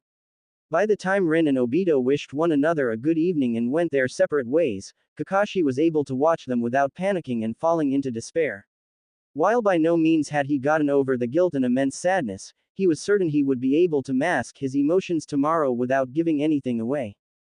Emotionally exhausted, Kakashi made his way back to his apartment for some rest. His clone had already dismissed himself a while back after he had finished the seals and hid them in various books on Kakashi's shelves. Not in the mood to cook anything, Kakashi opted for a simple omelet and quickly brushed his teeth before collapsing on the bed. Kakashi enjoyed the cool morning air as he sat atop of a tree branch, book in hand, waiting for his team to arrive. July and August were the hottest months of the year in Konoha, so it was always a good idea to start training early before the afternoon rolled in. He had already tested the seal on a clone this morning and it worked as planned. Reassured, he had placed the seal on himself to help regulate his spiritual energy and made his way to the training ground. It was incredible how, despite all the years that had passed, he easily fell into the routine. He had modeled the schedule of Team 7 to that of his senseis, the only difference being was he made his team wait instead of him waiting for Obito. Otherwise, the team met at 7 a.m. during the summer months and 9 a.m. during the wintertime. Unlike his students, however, Kakashi didn't typically wait around or chat until Obito arrived. He, Rin, and Minato, all invested in various theoretical aspects of the ninja arts, would often become engrossed in their own research. Kakashi tended to focus on ninjutsu, Rin studied up on medical ninjutsu while Minato dabbled in fuinjutsu. It's a shame Naruto, Sasuke and Sakura didn't take as much initiative in their own training. Growing up in times of war, his generation were more prone to learning by themselves since the adults were too busy fighting a war. He couldn't fault his team though, he hadn't really pushed them to kick that habit, which should have been his job as sensei. He should have been more active in their training, teaching them more than formation tactics and foundational chakra control techniques. Sure, he taught Sasuke Chidori, but he was only driven to do so because Gaara was a threat, and he didn't want his student to die. He was still fighting his demons when he first took on Team 7. By the time he had begun to kick into gear again, the village was attacked and the third died. Then Itachi decided to pay a visit and unleashed Sasuke's demons and desire for attaining power at the fastest rate possible. Unfortunately, with the death of the third and Tsunade's appointment, he was tagged for numerous S-ranked missions to maintain the peace and ensure none of the other villages took advantage while things settled. In that time, he ran multiple reconnaissance missions and even captured missing Konoha ninja who thought they could use the confusion to sneak back in and steal some artifacts or scrolls for quick money. While he tried to be there for his team and hoped to reach out to Sasuke in between missions before it was too late, he had indeed been too late. His talk with Sasuke didn't trigger the change he had hoped. When he heard the news of Sasuke's defection and found Naruto unconscious at the Valley of End, the clear shape of a Chidori in the chest of his jacket, Kakashi knew he had failed horribly. He couldn't fathom how his jutsu was once again used against a Jinchuriki teammate. It was at that point that Naruto set off with Jiraiya and Sakura found a mentor in Tsunade. With Sasuke being trained by Orochimaru, he decided to leave his students with stronger mentors. After training a teenage Naruto on nature manipulation to complete the Rasengan, Kakashi wondered how much stronger they would have been if he had been a more vigilant sensei. He wondered if Sasuke would have stayed. Kakashi shook his head to dispel these thoughts. This was not the time to wallow in self-pity. He had a plan to execute, and he vowed that if he got the chance to be their sensei again down the line, he would do it right this time. For now, he needed to focus on his current teammates and his own training as well. The first thing Kakashi wanted was to find a way to alter Chidori to bypass the tunnel vision problem now that he no longer had the Sharingan, and never will. Obito will not die this time, not on my watch. The Sharingan allowed him to utilize the jutsu without having to re-engineer it, but he knew with some brainstorming, his knowledge of ninjutsu and good old trial and error, he could find a solution. Chidori was a very versatile jutsu after all. According to the stories he heard of Sasuke, his student had created an extendable version. He himself had already created a version where he could link two Chidori and dissect enemies with the connected cable. He was certain he could create a usable version. His lightning cutter had become such an integral part of his fighting style and he wasn't going to abandon the jutsu just because he had lost the Sharingan. This was why Kakashi had grabbed a highly advanced book on nature and shape manipulation to read. He had already read it before, having inherited the book from his father, yet it was beyond his 11-year-old's knowledge. However, his younger self was close to reaching that level of knowledge and it was only after he was able to comprehend the principles in the book that he was able to create the Chidori. Therefore, reading this book would show his sensei his ninjutsu theoretical levels were higher than what he probably presumed, allowing him to present a variation of his famous jutsu without arousing suspicion. Revising these concepts could also breed ideas to fix the Chidori for Kakashi to try. It was a win-win. Good morning, Kakashi-kun, Rin greeted like usual as she walked up to the tree Kakashi had perched on. Kakashi didn't trust himself to speak just yet, but found amusement in the Sasuke-like grunt he used as a greeting. Minato-sensei said you were sick, Rin continued undeterred, used to Kakashi's lack of social skills. How are you feeling today? I'm fine, Kakashi shrugged, then retreated to the safety of his book, hoping Rin would leave him alone for now. While he wasn't devolving into panic attacks, it was taking all his self-control not to break down again. From his peripheral vision, he saw Rin move to say something before resisting with a frown on her face. The frown was quickly replaced with a soft smile as she dropped whatever she initially planned on saying.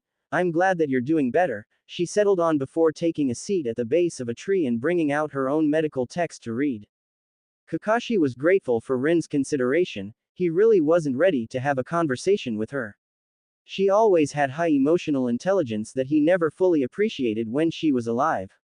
While he would love to direct Rin's attention to other ninja arts to build up her fighting repertoire to have a better chance of avoiding being captured, it was still too soon. Rin was too focused on enhancing her medical skills that she forgot Tsunade's third rule of being a medical ninja: no medic ninja shall ever die until they are the last of their platoon. As their team grew stronger, the enemies they faced became more skilled and Rin had found it harder to keep up. Eventually, she started to become a liability in need of protection that would only jump in to heal them once the fighting was done. Although Rin was never a strong fighter, she wasn't weak either. A fighting style similar to Shizune's would suit her better than Tsunade's and Sakura's brand of brutal strength. He trained his eyes on the pages in front of him, rereading the same page for the fourth time. His thoughts were constantly distracting him. He had to find time to finish writing up some aspects of his plan. Once they were grounded in writing, they would no longer swim around in his head, and he could better focus. Good morning, his sensei chirped as he made his way to his students. Good morning, Minato-sensei, Rin smiled in return while Kakashi just nodded. 2 nights ago, he was stuck in the whirlwind of coming to terms with his predicament that he couldn't prepare to face his should-be-dead loved ones. When Minato popped in to check up on him, Kakashi was grateful for his years in Anbu that allowed him to put up an emotionless barrier to get through the interaction. Now that he wasn't in hyper-paranoia mood, Kakashi felt a wave of immense sadness. Naruto had told him how he had met Minato in the seal, and Kakashi was grateful that Naruto could finally build a bond with the kind man. As he watched the man greet them jovially on a calm summer morning, knowing that he never had a chance to raise his son, Kakashi's lamented over how unjust and unforgiving the ninja world could be. Minato as the 4th Hokage was his hope for a better future, and that hope was squashed swiftly, without mercy. If he managed to save Minato, how different would the world be? At that thought, his melancholy was punctured by small tendrils of hope. How are you feeling? Minato turned his head upwards to specifically address Kakashi, cutting his thoughts short. Fine, Kakashi replied from his perch, schooling his voice to hide his emotions. I'm still a bit concerned. I think it's best for you to avoid too much physical training today, to give your body some more time to recover, Minato stated, his voice a cross between concern and an order. It was clear that Minato expected pushback from Kakashi about taking it easy, and Kakashi, true to script, didn't disappoint. I'm not just going to sit around while you 3 train. Kakashi finally brought the book down from his face and supplied the response his younger self would have had at such a remark, a hint of fake annoyance seeping into his voice. Rin's face morphed into a grimace at the thought of the physical training. Wouldn't it be much more useful for me to learn a technique that could help you if you got poisoned in battle? Nice try, Rin, Minato laughed, immediately seeing through her attempt to avoid physical training. Physical exercises are so boring, she groused, but there was a levity in her voice, and she even gave her sensei a smile for catching on. Rin wasn't stupid. She knew it was important to improve her physical fitness, but her passion for medical ninjutsu eclipsed other aspects of the ninja arts. Rin retained the proper amount of finesse in weaponry and stamina as befitting a chunin, but only did the bare minimum and devoted the rest of her time to medical ninjutsu. It was something her sensei had learned about her early on, and she was used to him nudging her to keep up with her physical training. Alas, such is the cruelty of the ninja world, Minato declared dramatically, holding a hand to his heart in mock pain, and Rin rolled her eyes in response. While most ninja saw Minato as a kind but serious figure, those closer to him were witness to his occasional goofy side. Minato and Rin's humorous banter was a true juxtaposition to their futures that Kakashi grimaced at the contrast. Kakashi had to remind himself that this Minato still hadn't lost his students and still didn't have the weight of the village on his shoulders. No ninja going through war didn't know loss, but Minato had so far been one of the lucky ones who didn't lose any of those closest to him yet. You know nothing of the true cruelties of the ninja world, sensei. Well, in that case, I better get back to reading since you won't let me work on this, Rin joked and emphasized the you, with a faux glare at the blonde. At least I can fully study the theoretical part now and start practicing later. I'll leave you to it then. Minato laughed and sat down next to Rin, and directly under Kakashi, before taking out a scroll and settling in to read himself. Curious, Kakashi peeked down to look and could make out the advanced Fuinjutsu information and read whirlpool at the blank space at the bottom, marking it as an Uzumaki scroll. Kakashi knew enough about Fuinjutsu to recognize that the information was regarding sealing large amounts of chakra. While it was not the Death Reaper seal, it appears that his sensei was studying means to seal tailed beasts at this time. It was definitely his love for Kushina driving him to research this topic. Knowing his sensei, he wanted to be at hand to help her if anything went wrong. Curious, Minato, who had sensed Kakashi's lingering gaze, asked with amusement. Just as Minato did, Kakashi often took a glance at what his sensei was reading. However, he only ever showed an active interest when his sensei was studying ninjutsu, never Fuinjutsu. I can't even make out half of that, Kakashi admitted, which was of course a lie. He was supposed to only know enough about sealing to qualify as B-rank knowledge. Even with that, he had never really discussed Fuinjutsu with his sensei till after Rin's death. Kakashi was curious about the seal placed on his teammate and wanted to know if there was a way to save Rin if she hadn't committed suicide. It was then that Minato started teaching Kakashi about Fuinjutsu, enough to make Kakashi understand that while there was a way to stabilize the seal, Rin's level of chakra was much too small to contain a tailed beast and she would have died in a few months regardless. It made Kakashi feel a bit less guilty, knowing Rin's fate was sealed the moment she became a Jinchuriki. I wouldn't expect you to, Minato laughed. Let me know when you want a change of pace from advanced ninjutsu, I can share some Fuinjutsu material with you. Judging by the book you're reading, you're way ahead in your ninjutsu studies. There was an excited glimmer in Minato's eye and Kakashi was surprised by the offer. Minato had never actively got into Fuinjutsu discussions with any of them. None of Minato's students had shown an active interest in sealing. Was the minuscule show of interest all it took for Minato to jump at the chance to discuss Fuinjutsu with his students? Maybe this was a chance to grow closer to his sensei. I'm stuck on how to add nature to the Rasengan, Kakashi stated instead. I tried to go by feeling, but the Rasengan is the epitome of shape manipulation. I think a more academic approach will better allow me to move forward. Minato had taught Kakashi the Rasengan in the hopes that his student might help him complete the famed jutsu. Any theories? Minato asked curiously. Unfortunately, Kakashi had never brainstormed with his sensei on possible approaches, choosing to do it all by himself. Chidori was born out of those efforts instead. Now that he knew how to bypass the difficulty of performing high-level shape and nature manipulation with clones, maybe he should give his sensei the same hint he unwillingly gave Naruto about looking two ways at the same time. Instead, Kakashi shook his head. Not yet. Thus, this book, he refrained for now, knowing he must create a better opening into the topic. I'll leave you to it then, Minato nodded with a bit of disappointment, and went back to his scroll. The three ninja enjoyed the companionable silence that was interrupted with the occasional flip of a page, the gentle rustling of leaves and the chirping of birds in the distance. Obito's tardiness was allowing him to slowly get comfortable with his teammates' presence. After around an hour had passed, Obito finally arrived, running up to them, breathing somewhat heavily, but that didn't stop him from giving them a wide smile. Sorry I'm late, he shouted as he approached and waved a wand in the air. I had to help Miyu Obakan with her groceries. On the way I dropped her eggs, so had to buy her a new batch. It was uncanny how much Obito reminded him of Naruto in that moment. It was interesting how two people who grew up without ever knowing the love of a parent could have such blinding smiles. Unlike with Rin and Minato, sitting with his teammates for the last hour better prepared him for Obito's arrival.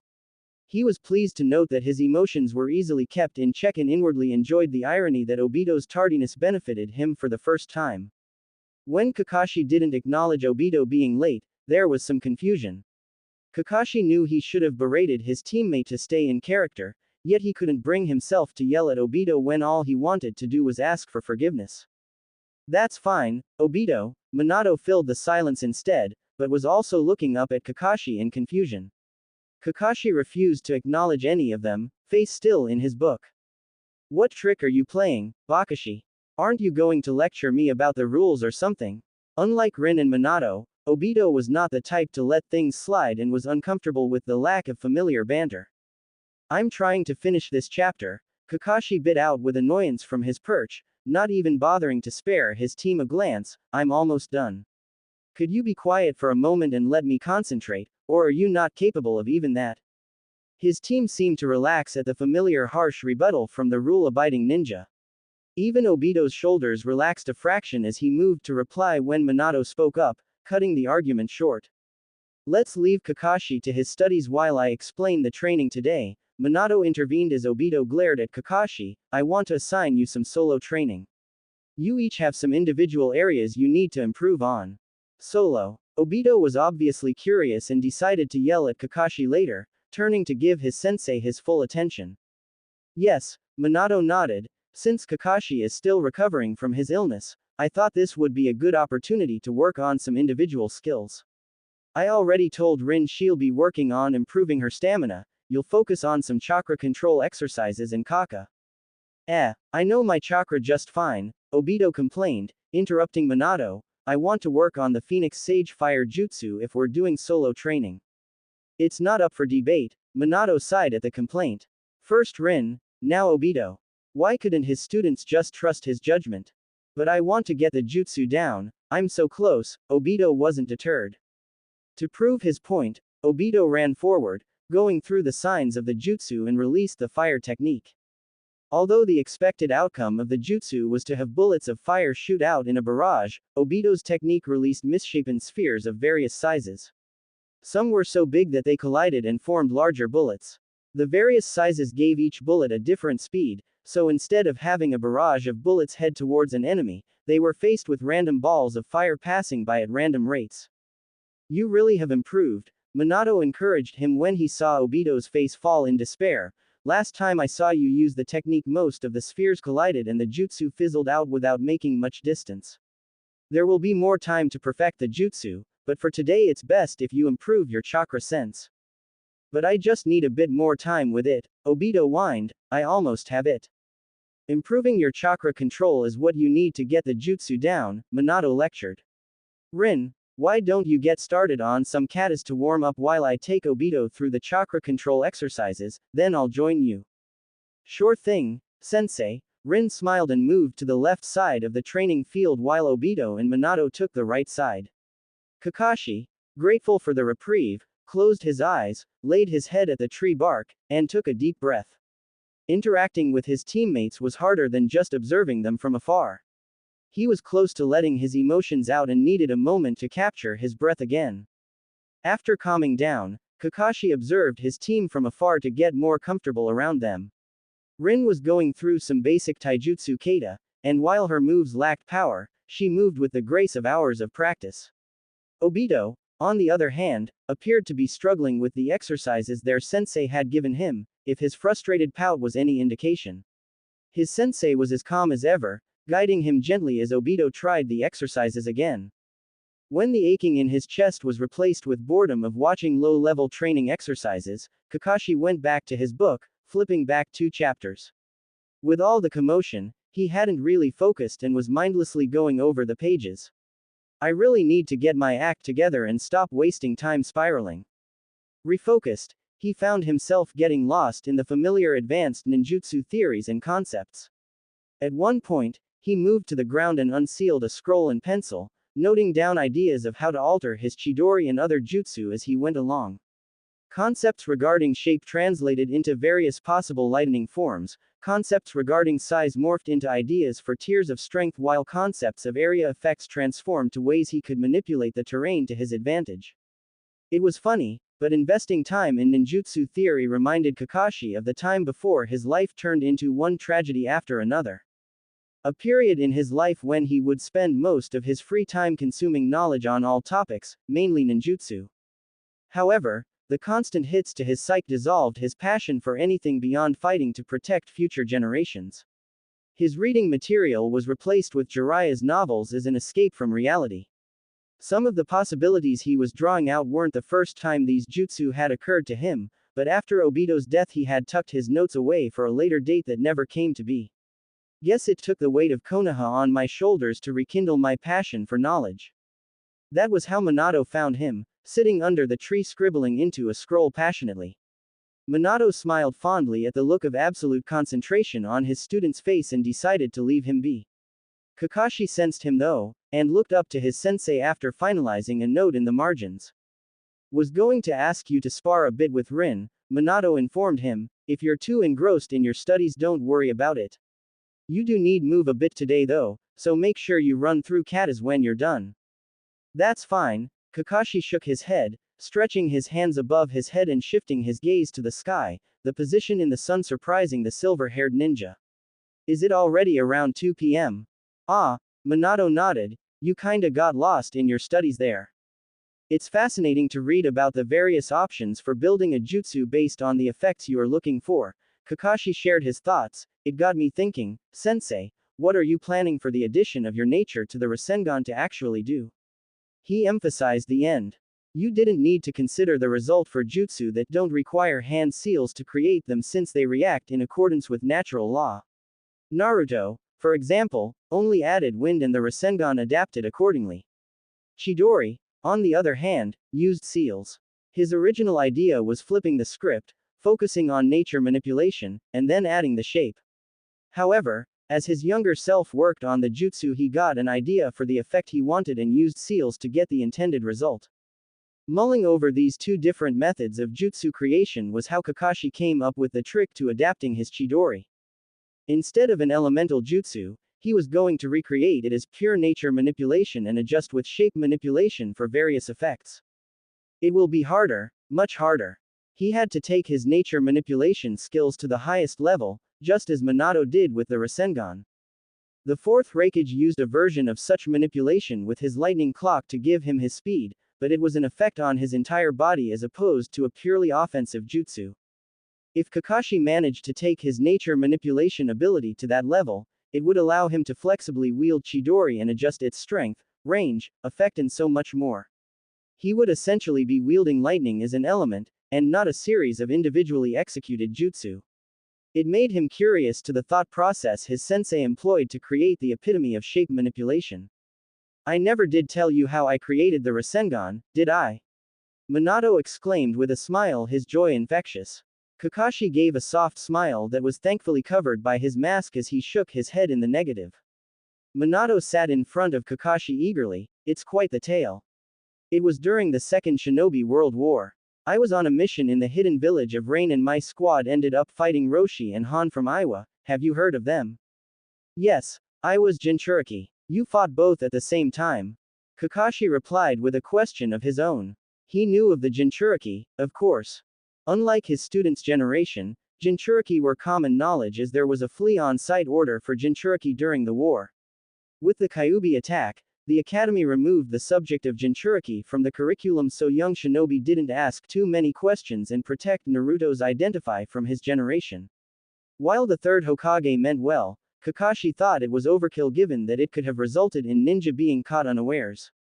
Regardless, the fact that Kushina was the host of the Kyuubi was a well-guarded secret. Kakashi only found out after he was tasked with guarding Kushina during her pregnancy. It was surprising that most Konoha ninja didn't realize that Konoha possessed the Kyuubi as other hidden villages had Jinchuriki and they played a large part in building their strength. Most villagers simply believed that their status as one of the main hidden villages came from being the first village to be founded along with the residents of some of the most prominent clans and bloodline limits. They assumed Konoha didn't need a Jinchuriki to maintain the status quo. Kakashi, being a genius, knew there was more to it. Since Madara used the Kyuubi in the fight against the first Hokage, his younger self believed that Konoha had the Kyuubi stored away but not in a host. He just never had a reason to voice this opinion out loud, and knew that if he was correct, such knowledge would be classified as sensitive information. Kakashi wasn't going to betray Konoha. He wondered if others had come to the same conclusion and chose to remain silent as well. The revelation of Kushina's Jinchuriki status came as quite the shock to him. Fight might be a stretch, Minato chuckled nervously. During the face-off, both transformed into their tailed beasts and attacked us with balls of condensed black and white chakra. The technique was so dense that the ground under them began to get flattened into the shape of a crater. They call it the tailed beast bomb. Knowing that's not a jutsu that can be blocked, I used the flying thunder god to teleport the entire team out of harm's way. Even after we teleported far away, we could see the destructive power the jutsu created. It was like nothing I've ever seen before. It was a close call. You had to flee? Kakashi asked incredulously. He was used to ninja fleeing from his sensei, not the other way around. He vaguely cursed his younger self for not being interested beyond the jutsu. Yes, Minato nodded seriously. Jiraiya sensei was with me and two other Jonin, but fighting against two Jinchuriki that had a solid relationship with their tailed beast would have definitely resulted in some casualties even if we did manage to win. Also, I was only 14.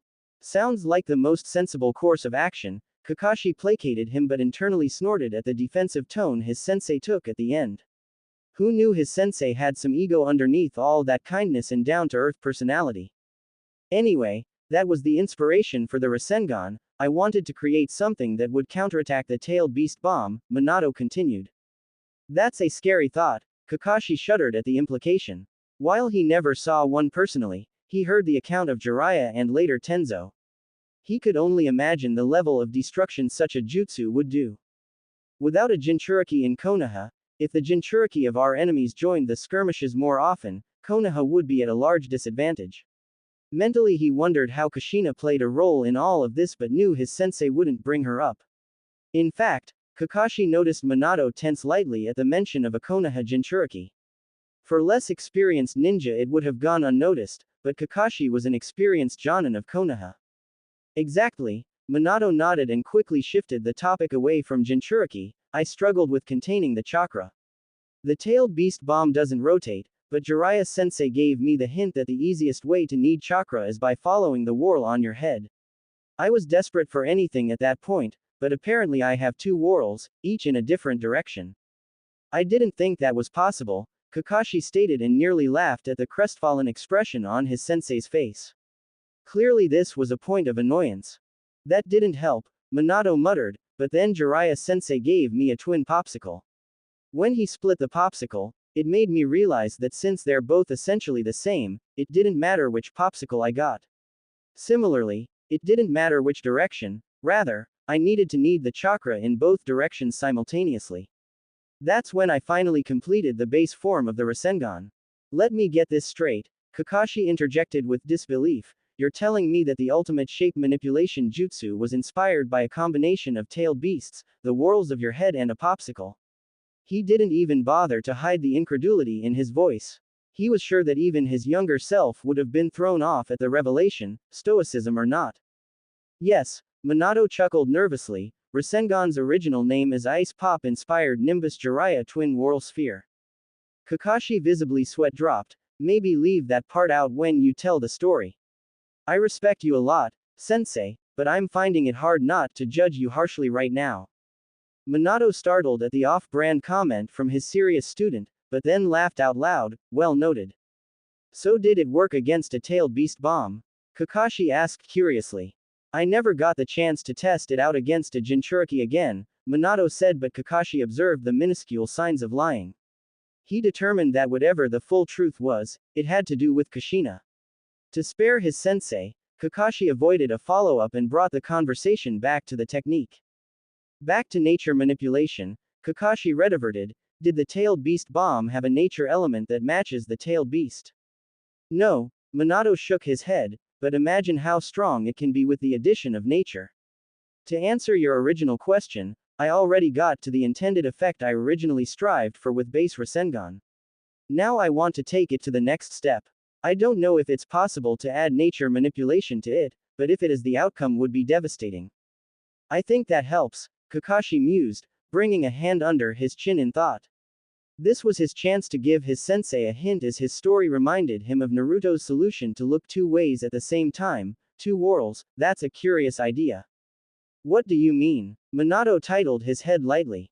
You have to do two things at the same time, Kakashi mumbled, thinking how Naruto needed a clone to swirl his chakra in two ways, then a third to add nature manipulation. Adding nature manipulation will be like trying to do three things at the same time. You are pushing the limit with the Rasengan by doing two things at once. Is it in any way possible for one person to do three things at the same time? Interesting line of thought. Minato's eye sparkled in excitement. The question isn't whether adding nature manipulation to the Rasengan is possible. The question is how I can split my focus to doing two advanced skills simultaneously. Could sealing be the solution? Is there a way to seal manipulation? Or maybe there's a way to contain Rasengan's form long enough to focus on nature manipulation. I can already think of different things to try. The moment of truth arrived. Or a shadow clone, Kakashi supplied casually. It was instantaneous. The widening of the eyes. The slightly open mouth. The metaphorical light bulb switched on. That's it. Minato was ecstatic and then grabbed his student by the shoulders. Kakashi, you're a genius. Kakashi simply shrugged, not feeling that he was worthy of the praise. Sure, he gave Naruto the same tip, but it felt like cheating, building to this moment with his future knowledge. It didn't matter though, they were ninja. The most important thing is for the team to grow stronger. Minato is Kakashi's hope for the future of Konoha and Naruto's happiness. The stronger he was, the better. This time around, the fourth Hokage will be the one to guide the ninja world to a better future. Minato's exclamation attracted the attention of Rin and Obito. They gave each other confused looks before trudging over. The shadow clone can build the Rasengan and I can experiment with mixing the nature element, Minato was saying. Who knows, with the knowledge transfer ability of shadow clones, mixing nature with the Rasengan might become second nature to the point where you won't even need a clone. What's wrong, sensei? Obito asked in confusion, his face scrunched up in worry as he and Rin approached. He had an epiphany, Kakashi shrugged. About what? Rin asked curiously despite breathing heavily, her face covered in sweat from her stamina training. Kakashi gave me a potential idea to finish the Rasengan, Minato replied, I have to test it out. You don't mind if we wrap up for today? Obito and Rin were still thrown for a loop but dutifully nodded along with Kakashi. Great. See you tomorrow. A cloud of smoke later and their sensei was gone. What the hell, Kakashi? Obito now turned to Kakashi, who was rolling up his scroll and resealing his notes away.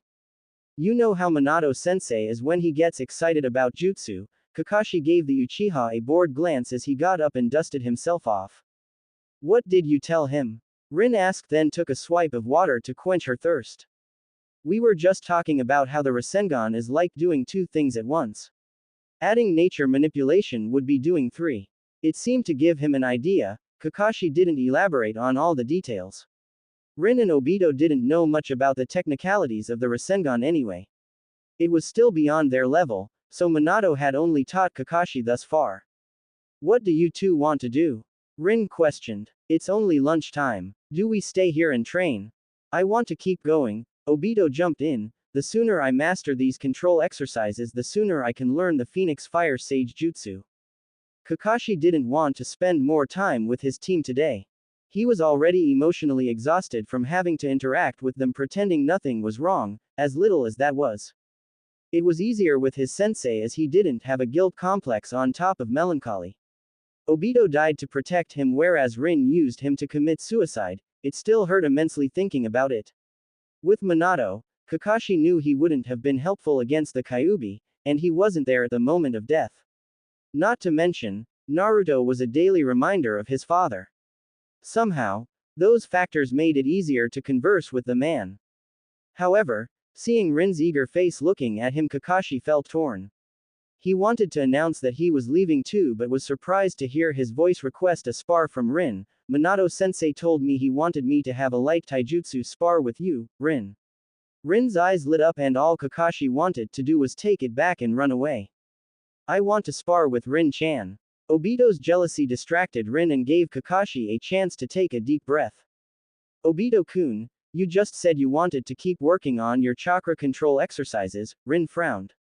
That's when I thought we're going to continue solo training, Obito whined. I don't want to be during boring chakra control exercises while you have fun sparring. You need to sort out your priorities, Rin scolded him. When Obito's face fell, Rin sighed in sympathy before changing her tone. Obito-kun, how will you be Hokage if you don't train in what will make you stronger? Besides, I'm excited to see the Phoenix Fire Sage Jutsu. Another stab of regret filled Kakashi at Rin's kindness. She really had a big heart and didn't deserve to have that heart obliterated and charred into nothing. The ache only got worse when Obito pumped a fist in the air. Of course, I'm going to learn this jutsu and much cooler fire jutsu. With my fire jutsu and Sharingan, I'll protect Konoha as the 5th Hokage. Just wait, Rin-chan. Obito then rushed back to his training spot without a care in the world. But no, Obito didn't become Hokage. Obito was crushed, along with his dreams. Crushed before he could grow up, before he could foster a romance with Rin, before he could enjoy unlocking his Sharingan, all because of him. Are you alright, Kakashi-kun? Rin's concerned voice broke through the haze of his morbid thoughts, and he startled to attention. Sorry, he muttered, got lost in my thoughts. Are you sure? You've been quiet today. Rin still had a worried frown as she searched his face. For what? Kakashi wasn't sure. Stop caring so much, I don't deserve it. I'm fine. He dismissed her instead and moved towards the sparring arena, forcing Rin to follow him and drop the matter. Kakashi used the short walk to collect himself again. It's going to be exhausting if I must sort out my emotions every few minutes. When they made it to the center, Kakashi turned to Rin, devoid of any emotion, and addressed her indifferently. Rules, just taijutsu. The goal of the spar is for you to build your stamina. What about you? Rin asked, surprised Kakashi would help with her training if he didn't receive a training benefit in return. I just recovered from my illness, so Minato-sensei wants me to get some light exercise before I push myself in training. I think it's ridiculous but don't want to get stuck hearing a lecture from him, so it's easier to get it over with, he shrugged. Rin's disappointed gaze at Kakashi's lack of enthusiasm to spar with her hurt. He didn't want to cause her any pain. To avoid any more conversation, Kakashi charged at her, surprising the young ninja who barely managed to jump back to avoid the kick directed at her. Kakashi didn't give her much chance to recover before he dashed forward again, throwing in a few punches that Rin blocked and weaved around. He focused on analyzing his speed and reach, slowly building up the feel of his younger body and improving his timing. Rin was too busy trying to avoid getting hit that she couldn't tell that something was amiss, thinking Kakashi was just holding back. Kakashi recalled the few times he had taijutsu spars with Rin in the past. He had never gone all out either, as the match would be over in seconds if that were the case. Even Obito avoided a full-out taijutsu spar with Rin for the same reason. As they continued to dance around, Rin's defenses started to wane. Kakashi found a gap in Rin's defense and moved to throw in a punch aimed at her lower right abdomen. He was about to connect when an image flashed in his head. Rin, a hole in her chest, blood coming out of her mouth, and eyes wide in shock. Kakashi faltered, opened his hand in a palm and pushed her away instead. Rin stumbled back but didn't fall as Kakashi had reduced the force as much as possible. In retaliation, Rin crouched down and attempted to swipe Kakashi off his feet. Kakashi easily avoided the sweep by flipping forwards. Right punch, low cross block, turn, roundhouse kick. Kakashi. Rin angry, voice enraged. Blinked the images away. Dodge, axe kick, left jab, right hook. Kakashi. Reality and dreams merged. Rin's chest bleeding. Jump back, deep breath. Focus on measuring reach. Right punch, 6 centimeters short. Adjust. Backwards flip, 43 centimeters short. Adjust. Dodge, few milliseconds too late. Adjust. His entire focus shifted to the technicalities of his taijutsu. The calculated analysis pushed the images farther and farther away. Kakashi was grateful that Rin seemed to be solely focused on keeping up, that she didn't seem to notice anything wrong in Kakashi's fighting style. They exchanged more kicks and punches, and it wasn't long before Kakashi broke through her cross-arm defense. Rin's hands shot upwards in the air and Kakashi moved in with a horse kick, ready to send her across the field. The kick, aimed at her chest, caused Kakashi to falter again as the images resurfaced and his leg froze right in front of Rin's chest, centimeters away from connecting. Kakashi-kun? Rin asked, her breath ragged but still managing to convey worry as relaxed her stance. He stepped back and lowered his leg. It's nothing. Kakashi sighed as brought his leg back down to the ground and placed his hands in his pockets. You look tired, let's stop. Do you think I'm that weak? You've been stopping short of connecting your hits since the beginning. Rin's concern was replaced by anger. It seemed that Rin caught on more than Kakashi gave her credit for. Rin's anger reminded him of his recurring nightmare, Rin repeating his name over and over again, her anger increasing with each iteration of his name. He barely managed to block the images during the spar. Without the distraction, he could feel his chest tightening and knew he needed to placate Rin and then escape before he broke down in front of her. Well, Rin asked again when Kakashi remained silent. Taijutsu isn't your specialty, he settled on after a beat. Obviously, Rin scoffed, that doesn't mean you have to hold back this much. I can take a few hits. I'm not fragile. You've been neglecting your physical training, Kakashi continued, at this rate, you're going to be a medical ninja confined to the hospital.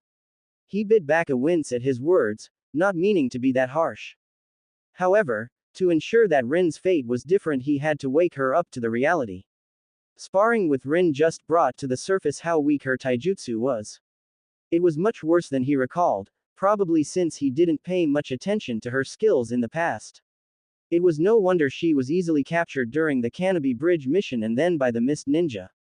I have low Chunin level taijutsu skills, which is in line to the development of Chunin specializing in medical ninjutsu. Rin was clearly upset.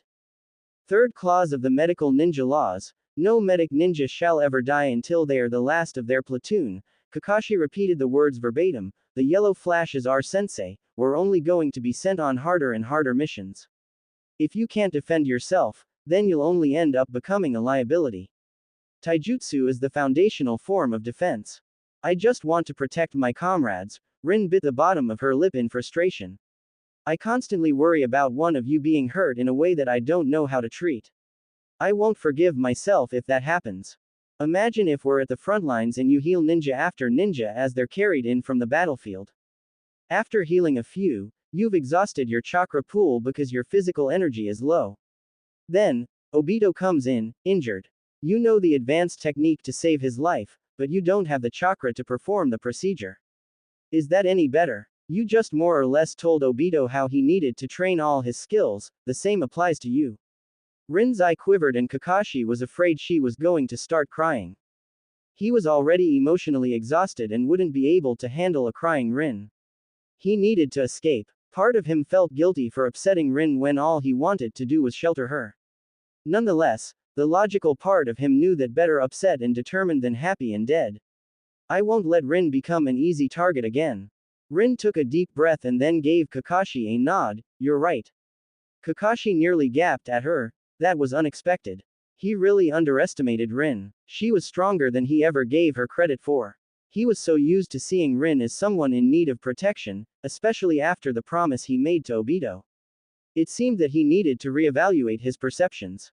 But Kakashi-kun, there are better ways to say things, honestly, she gave him a small, exasperated smile. Whatever gets the idea across, he shrugged, still a bit put off. That's not how the world works. Rin laughed and Kakashi felt some of the darkness lift from his heart at the sound. I'm going to get back to stamina training. I have some things to think about and am not in the right headspace to spar again. Okay, I'm going to leave then, Kakashi replied succinctly, not trusting himself to say much more. He could finally leave. He raised his hands into the familiar seal of the body flicker jutsu and barely heard Rin thank him before he puffed away, and his apartment materialized. I'm the one that should be thanking you, Rin. Safe in the confines of his apartment, Kakashi closed the curtains and sank to the floor, his back resting at the foot of the bed. He brought up his knees close together, folded his arms to rest on top of them and dug his head inside. A wrangled sob escaped his throat, but he managed to temper it down. He hadn't cried since the fourth Hokage's death. By that point, Kakashi had lost so much that very few things could faze him to the point of tears. Rin. He never truly forgave her for committing suicide by his hand. It had traumatized him greatly. Still haunted his dreams even as an adult. Part of him hated her for that. Yet, talking to her and witnessing her kindness firsthand again, the only feelings that remained were heartache.